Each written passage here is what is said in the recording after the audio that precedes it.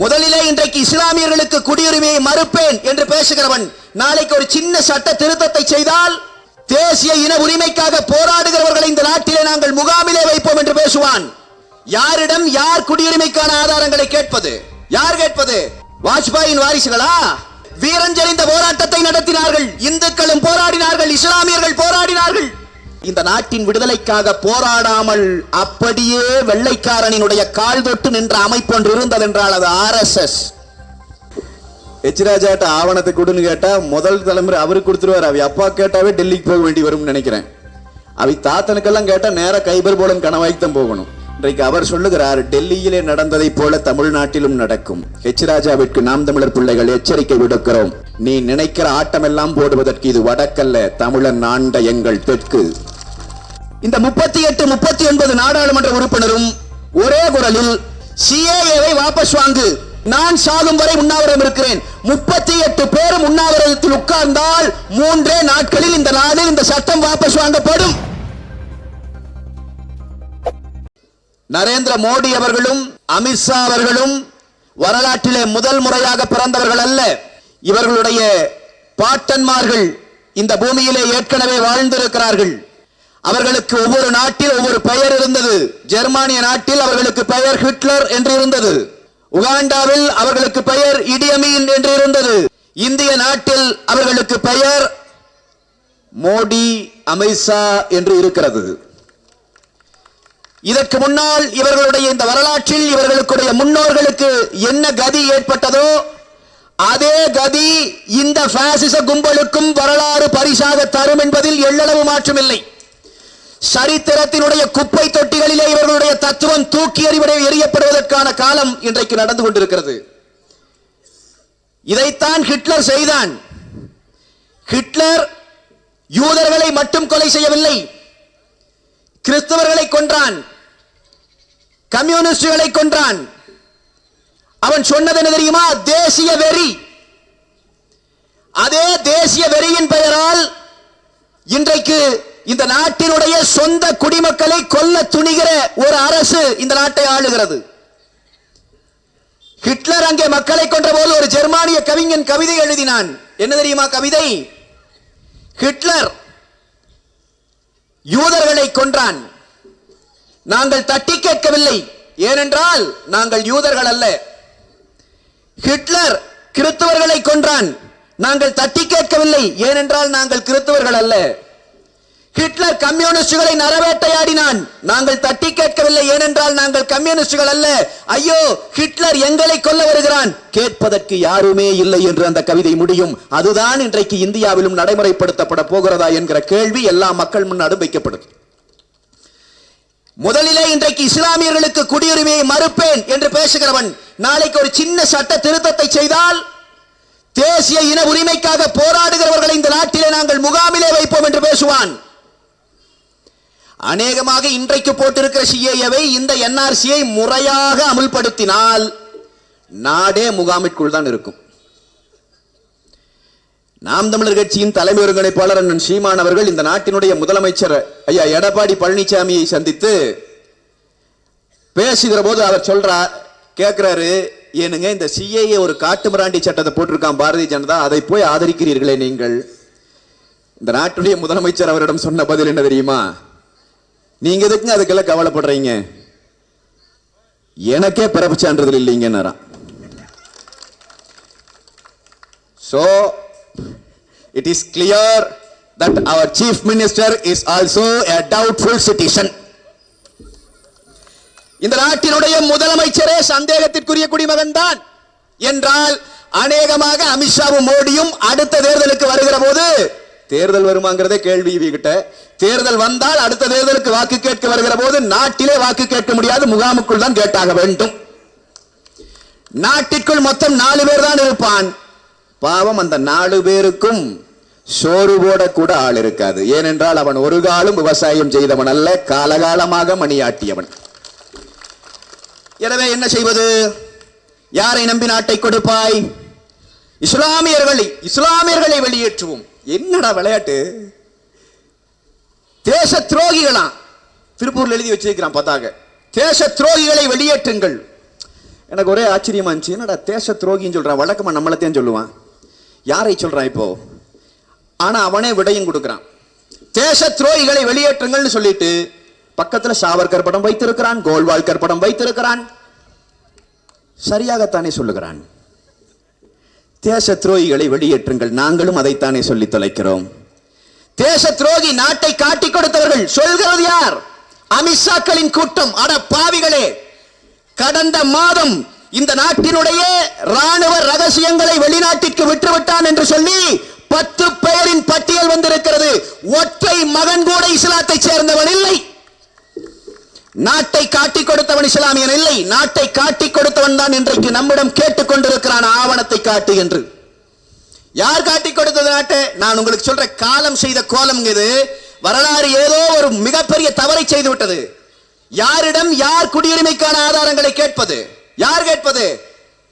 வாஜ்பாயின் வாரிசுகளா?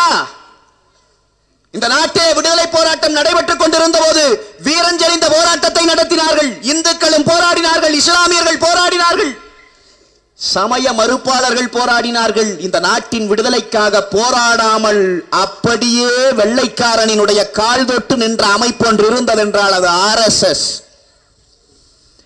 ஆனால் கெட்ட வாய்ப்பாக இன்றைக்கு அவன் நம்மை பார்த்து கேட்கிறான், ஆவணத்தை காட்டு.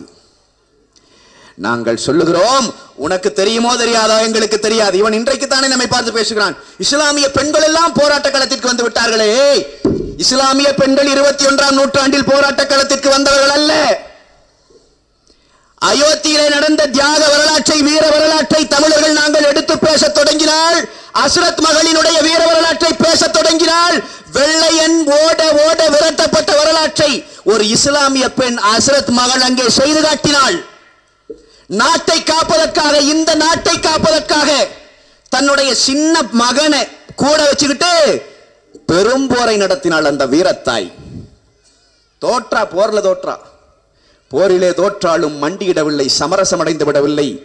தன் மகனோடு ஆள் அரவமில்லா காட்டிற்குள் சுற்றி கடைசியில் காத்மண்டுவிலே இன்றைக்கு அவளுக்கான கல்லறை கிடக்கிறது. அந்த தாய் வெள்ளைக்காரனை எதிர்த்து இந்த நாட்டை காப்பாற்ற போராடிய போது அவளுக்கு பாதுகாப்பு கொடுப்பதற்கு கூட முன்வராத அந்த அரசர்களினுடைய வாரிசுகள் தான் இன்றைக்கு நாட்டை ஆளுகிறான். இன்றைக்கு அஸ்ரத் மகளினுடைய கல்லறை நினைக்கும். இந்த நாட்டின் விடுதலைக்காக போராடிய நான் என்னுடைய மக்களை பார்த்து நீ கேட்கிறாய், நீ வெளிநாட்டுக்காரன், உனக்கு குடியுரிமை வேண்டும் என்றால் ஆவணத்தை காட்டு என்று கேட்கிறாய். பகத்சிங் வீரச்சாவை தழுவியது நமக்கு தெரியும். பகத்சிங்கை போலவே அஸ்மத்துல்லா கான் வீரச்சாவை தழுவியது எத்தனை பேருக்கு பேசப்பட்டிருக்கிறது? இந்த நாட்டில் சோசியலிசம் என்கிற வார்த்தையை உச்சரித்த மகன் அஸ்மத்துல்லா கான். நான் கனவு காண்கிறேன், ஒரு முஸ்லிம் மகன் தான் பேசினான். 1927 பேசினான். நான் கனவு காண்கிறேன், இந்த நாட்டிலே சாதாரண கூலி வேலை செய்கிறவனும் இந்த நாட்டினுடைய ராஜாவும் ஒரே மாதிரியாக நடத்தப்படுகிற ஒரு சமத்துவ உலகை கனவு காண்கிறேன். அந்த கனவோடு நான் நாளை காலை தூக்கிலே தொங்க போறேன் என்று சொல்லி அவனுடைய இறுதி கடிதத்தை எழுதி கொடுத்தான். அவனெல்லாம் போட்ட பிச்சை இந்த நாட்டினுடைய சுதந்திரம். போராடுனா இங்க வேலூர் புரட்சி நடந்துச்சு. 1857 வேலூர் புரட்சியிலே அகலியிலே வெட்டி வீசப்பட்ட இஸ்லாமிய தளபதிகளினுடைய எண்ணிக்கை எத்தனை? யார் இன்னைக்கு இதெல்லாம் கேட்கிறது? இப்படியெல்லாம் போராடி கொண்டிருந்த போது பகத்சிங் போராடினான், கடவுள் மறுப்பாளன். இங்கே வாபூசி போராடினார், இந்து சமயத்தை, சைவத்தை ஏற்றுக்கொண்டு நின்றவர். அங்கே அஸ்மத்துல்லா கான் போராடினான், இஸ்லாத்தை ஏற்றுக்கொண்டவன். எல்லாரும் சேர்ந்து இந்தியா விடுதலை அடைய வேண்டும், நம் நாடு விடுதலை அடைய வேண்டும் என்று போராடினார்கள். ஆனால் அந்த காலத்தில் 19 வயதான ஒரு பயலை கைது செய்து நீதிமன்றத்தில் நிறுத்தினான் அலகாபாத்ல. நான் இந்த கதை சொல்றேன், நல்லா கேட்டு வச்சுக்கோங்க, நம்ம பிள்ளைகளுக்கு சொல்லி வளர்த்தணும். நீங்க 19 வயசு பையன் கொண்டு போய் நிறுத்துறாங்க. குற்றச்சாட்டு என்ன? விடுதலைக்கு போராடினான். அவனை பார்த்து கேட்டார்கள், விடுதலைக்கு போராடினாயா? ஐயா, நான் போராடவே இல்லைங்க ஐயா. போராடலையா? யாரெல்லாம் போராடுனா? ஐயா, இவன் போராடினானுங்க ஐயா, 7ஆம் நம்பர் வீட்டில் இருக்கிறவன் போராடினானுங்க ஐயா, 13ஆம் நம்பர் வீட்டில் இருக்கிறவன் போராடினானுங்க ஐயா. அவன் சொன்னவனும் பாதி பேர் முஸ்லீம் இல்லை, இந்துக்களையும் சேர்த்தே காட்டி கொடுத்தான். காட்டி கொடுத்தவுடன் அன்றைக்கு இருந்த வெள்ளைக்கார நீதிபதி, சரி உனக்கு விடுதலை, போ வா, அவனை எல்லாம் பிடி. நாட்டை காக்க எவன் போராடினானோ அவனை ஒருவன் காட்டி கொடுத்தான் இல்லையா? அந்த காட்டி கொடுத்த அந்த பயல் வேறு யாரும் அல்ல, இந்த நாட்டினுடைய முன்னாள் பிரதம மந்திரி அடல் பிகாரி வாஜ்பாய். அந்த வாஜ்பாயின் வாரிசுகள் இன்றைக்கு நாட்டை ஆளுகிறான். அவன் நம்மை பார்த்து கேட்கிறான், நீங்கள் இந்த நாட்டினுடைய குடிமக்கள் என்பதற்கான ஆவணத்தை கொடுங்கள். நான் உங்களுக்கு சொல்லுகிறோம், எங்களிடம் ஆவணம் இருக்கிறது. ஹெச் ராஜா அவர்களே, உங்களிடம் இருக்கிறதா? நாங்கள் எங்கே போனாலும் எங்கள் ஊர் பக்கத்தில் தான் இருக்கும். உங்க அப்பா எங்க பிறந்தாரு தெரியும் எனக்கு, ஐயன் எங்க பிறந்தாரு குத்துமதிப்பா சொல்லிடலாம். இங்கேதானே இருந்தோம், காலகாலமா இங்கேதான் இருந்தோம், எங்கேயோ பக்கம் எல்லாம் நம்ம ஊருக்குள்ளதான் இருக்கும். ஹெச் ராஜா சொல்ல முடியுமா? ஹெச் ராஜாட்ட ஆவணத்தை கொடுன்னு கேட்டா முதல் தலைமுறை அவருக்கு கொடுத்துருவாரு. அவை அப்பா கேட்டாவே டெல்லிக்கு போக வேண்டி வரும்னு நினைக்கிறேன். அவை தாத்தனுக்கெல்லாம் கேட்டா நேர கைபர் போலன் கணவாய்க்கு தான் போகணும். அதன் வழியாக ஊடுருவி உள்ளே வந்தவன் தான். இன்றைக்கு அவர் சொல்லுகிறார், டெல்லியிலே நடந்ததை போல தமிழ்நாட்டிலும் நடக்கும். ஹெச் ராஜாவிற்கு நாம் தமிழர் பிள்ளைகள் எச்சரிக்கை விடுக்கிறோம். நீ நினைக்கிற ஆட்டம் எல்லாம் போடுவதற்கு இது வடக்கல்ல, தமிழன் ஆண்ட எங்கள் தெற்கு. இது எங்கள் தமிழ்நாடு. இந்த நாட்டிலே விளையாட்டு வேலை காட்ட வேண்டும் என்று ராஜாக்களினுடைய பாசிச கும்பல் நினைக்கும் என்றால், நாம் தமிழர் பிள்ளைகளை கடந்துதான் இங்கே இருக்கிற ஒரு இஸ்லாமிய சகோதரனை நீ தொட முடியும். இதை இன்னைக்குனே சொல்ல, முதல் நாளே அறிவிச்சிட்டோம். நீ வா, நீ செஞ்சா முடிஞ்சா செஞ்சு பாரு. நீ எப்படி உறுதியா சொல்ல முடியுது? உறுதியா தான் சொல்ல முடியுது. இஸ்லாமியர்களுக்காக போராடல, என் கூட பிறந்த சொந்த சகோதரனுக்காக நான் போராடிட்டு இருக்கிறேன். இந்தியா முழுவதிலும் இருக்கிற இத்தனை அரசியல் கட்சிகள் இருக்கிறார்கள். நான் பெருமையோடு சொல்லுகிறேன், நான் சார்ந்திருக்கிற கட்சியிலே நான் இருப்பதற்கு பெருமை கொள்கிறேன். ஏன் தெரியுமா? ஒரே ஒரு கட்சி தான் இந்தியா முழுவதிலும், ஒரே ஒரு கட்சி மட்டும்தான், அதன் தலைவர் மட்டும்தான் அறிவித்திருக்கிறார். நீ என்ஆர்சி எடுக்கிறேன் என்று சொல்லி ஆவணத்தை கொடு என்று கேட்டு வந்தால், இருந்தாலும் ஆவணம் இருந்தாலும் நாம் தமிழர் கட்சி பிள்ளைகள் தரமாட்டோம், நீ முடிந்தால் முகாமிலே போடு என்று அறிவித்திருக்கிறான். சொன்ன ஒரே தலைவன் சீமான் தான். அதனால் நான் பெருமை கொள்றேன், அதனால் உறுதியோடு நிற்கிறேன். ஏன் மற்ற தலைவர்கள் பேசவில்லை என்கிற கேள்வியை தான் நாம் முன்வைக்க வேண்டி இருக்கிறது. ஏன் பேச மறுக்கிறீங்க? ஏதாவது ஒரு காரணம் இருக்கணும் இல்லையா? அந்த காரணத்தை தான் நாம் கேட்கிறோம். இப்போ கூட எனக்கு இங்கே வந்தப்போ அண்ணா ஒருத்தர் கேட்டார், என்னதானுங்க இந்த போராட்டத்துக்கு முடிவு? அரசு கண்டுகொள்ளவே மாட்டேன் என்கிறான். நான் ஒரு முடிவை சொல்லிட்டு போறேன். சத்தியமா ஒரே வாரத்தில் போராட்டம் வெற்றி அடையும். முடிஞ்சா நீங்க அந்த முடிவுக்கு இல்லை அவசரப்பட்டு கை தட்டிடாதீங்க, நடக்குமான்னு பாருங்க, அப்புறம் தட்டுவோம். ஒரே வழி இருக்கு, என்ன தெரியுமா? மக்கள் போராடுறோம், கண்டுக்க மாட்டேங்கிறான், கிட்டவே வரமாட்டேங்கிறான், அடிக்கிறான். இப்போ நாம் என்ன செய்யணும்னா, அரசியல் தலைவர்களே எல்லாரும் வாருங்கள், யாரெல்லாம் வாக்கு கேட்டு வந்தீர்கள் வாருங்கள். வென்று போன நாடாளுமன்ற உறுப்பினர் யார்? சட்டமன்ற உறுப்பினர் வரமாட்டார். ஏன்? ஏன்னா அவர் அதிமுக பிஜேபி கூடயே நிற்கிறார். அதிமுக வேற பிஜேபி வேற இல்லை, 2-3 தான், அங்கேயே நிற்கிறார். நாடாளுமன்ற உறுப்பினர்கள் இருக்கிறான் இல்லையா? இந்த 38, 39 நாடாளுமன்ற உறுப்பினரும் ஒரே குரலில் நாங்கள் சாகும் வரை உண்ணாவிரதம் இருக்கிறோம். சிஏஏவை வாபஸ் வாங்கு. என் மக்கள், எனக்கு வாக்களித்த மக்கள், என்னை நம்பிய மக்கள் அடுத்த தலைமுறை இந்த மண்ணிலே வாழ முடியாத அளவுக்கு பாதிக்கப்பட்டு போராடுகிறான். அவனுக்கு நம்பிக்கை கொடுத்து வாக்கு வாங்கி அவன் பிரதிநிதியாக நான் பாராளுமன்றத்தில் நிற்கிறேன். நான் சாகும் வரை உண்ணாவிரதம் இருக்கிறேன். 38 பேரும் உண்ணாவிரதத்தில் உட்கார்ந்தால் 3 நாட்களில் இந்த நாடு, இந்த சட்டம் வாபஸ் வாங்கப்படும். ஏன்? என்ன மக்கள் பிரதிநிதி சாக போறான், உலகமே திரும்பி பார்க்கும், ஒட்டுமொத்த நாடுகளும் பார்க்கும். 8 கோடி மக்களின் பிரதிநிதியும் சாக போகிறான். என்னடா காட்டுவராண்டி சட்டத்தை போட்டிருக்கிறார் என்று அழுத்தத்தை கொடுப்பான். மக்கள் போராட வேண்டாம், மக்கள் பிரதிநிதிகள் போராட வேண்டும். இது நடந்தால் இந்த பிரச்சனை உடனடியாக தீரும். நடக்குமா என்பதை நான் உங்கள் முன்னால் வைத்து விடுகிறேன். செய்வீங்களா? எங்க செய்ய? இங்க அந்த பக்கம் அமித்ஷாவும் மோடியும், அவர்களுக்கு வேதம் ஓதுவதற்கு மோகன் பகவத் RSS தலைவன். இங்கே நம்ம ஐயா ஸ்டாலின், அவருக்கு சொல்லித்தரக்கு பிரசாந்த் கிஷோர். யார் அவர்? இதே ராஜாவின் சொந்தக்காரன் தான், எச் ராஜாவின் சொந்தக்காரன் தானே பிரசாந்த் கிஷோர். என்னடா இப்படி விட்டு எங்களை விட்டு விளையாடுறீங்க? எத்தனை காலம் தான் எங்களை ஏமாத்துவீங்க? பஞ்சை பராதிகளினுடைய வீடுகளிலே இருந்து வந்த பிள்ளைகள் இன்றைக்கு அரசியல் கற்று இன்றைக்கு போராட்ட களத்திலே நிற்க தொடங்கிவிட்ட காலத்திலே வாழ்ந்து கொண்டிருக்கிறீர்கள். நினைவிலே கொள்ள வேண்டும். இந்த அரசியல் சூழ்ச்சிகளுக்கு இடையில நாம சிக்கிக்க கூடாது. அதுல ரொம்ப ரொம்ப ரொம்ப ரொம்ப கவனமா நம்ம இப்ப பார்க்கணும்.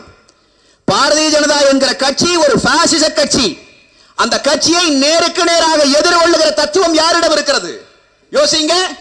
பாரதிய ஜனதா கட்சியோடு கூட்டணியிலே நின்று வென்று வந்து இன்றைக்கும் மகாராஷ்டிராவிலே காட்டாட்சி நடத்தி கொண்டிருக்கிற கட்சி சிவசேனா. இந்த சிவசேனா பாரதிய ஜனதா கூட்டணியில இருந்து வெளிவந்து விட்டான். வெளியே வந்தவன் அவனை போய் ஆதரித்தவன் யார்? காங்கிரஸ். அந்த சிவசேனாவினுடைய தலைவர் பதவியேற்கிற போது போய் வாழ்த்து சொன்ன பெருமகன் யார்? மரியாதைக்குரிய ஐயா ஸ்டாலின். நேற்றைய தினம் சிவசேனாவினுடைய முதலமைச்சர் திருவாய் மலர்ந்தருளி இருக்கிறார். நாங்கள் பாரதிய ஜனதாவைத்தான் கூட்டணியில இருந்து விலகிவிட்டோமே ஒழிய இந்துத்துவ கொள்கையை விடவில்லை. ஸ்டாலின் அவர்களே பதில் சொல்ல வேண்டும். இல்லை என்றால் வருத்தமாவது தெரிவிக்க வேண்டும் குறைந்தபட்சம்.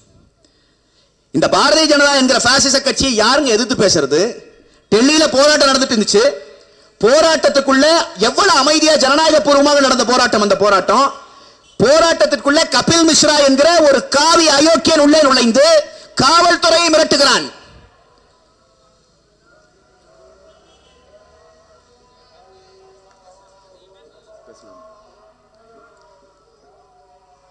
ஒரு கபில் மிஸ்ராங்கிறவன் ஒரு காவி பிஜேபியினுடைய எம்எல்ஏ உள்ளே நுழைந்து மக்களை அல்ல காவல்துறையை மிரட்டுகிறான்.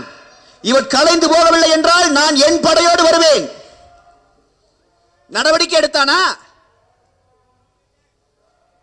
நடவடிக்கை எடுக்க முடிஞ்சா? கொண்டு போய் நிறுத்தினா நேரா போராடுகிற மக்களிடமே போய் சண்டை போட்டான். காவல்துறை அவர்களுக்கு காவல்துறையும் பார்க்கும் அதை ஒண்ணுமே கண்டுக்கல, விட்டான். பிறகு உள்ளே பூந்து அடித்தான். 40க்கும் மேற்பட்ட மனிதர்களை கொண்டு போட்டிருக்கிறான். 40 பேருக்கு மேலே கொலை செய்து போட்டிருக்கிறான். செய்த இந்த அயோக்கியன் மீது என்ன நடவடிக்கை எடுக்கப்பட்டிருக்கிறது? யார் நடவடிக்கை எடுப்பது?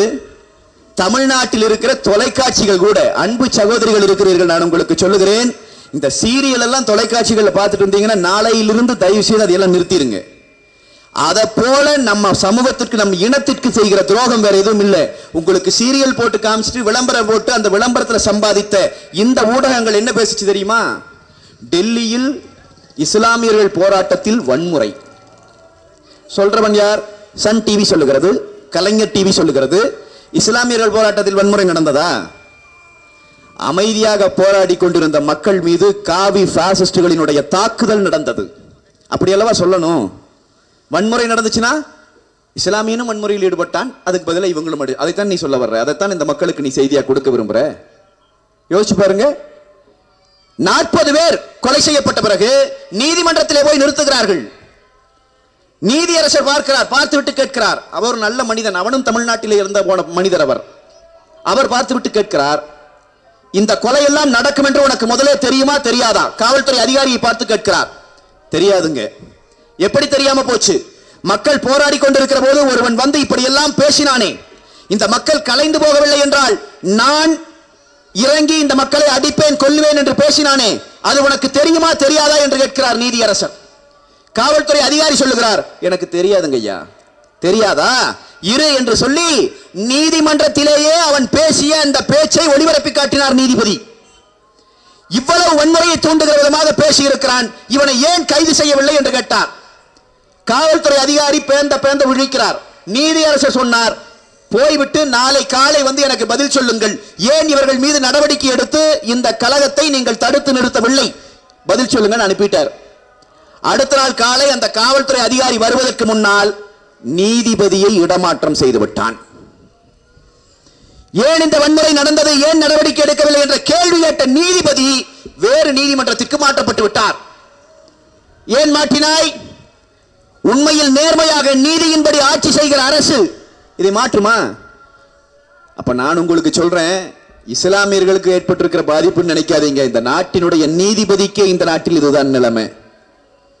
நியாயத்தை பேசினால், நேர்மையின் பக்கம் நின்றால் இன்றைக்கு நீதிபதிகள் கூட தூக்கி எறியப்படுகிற காலத்திலே நாம் வாழ்ந்து கொண்டிருக்கிறோம்.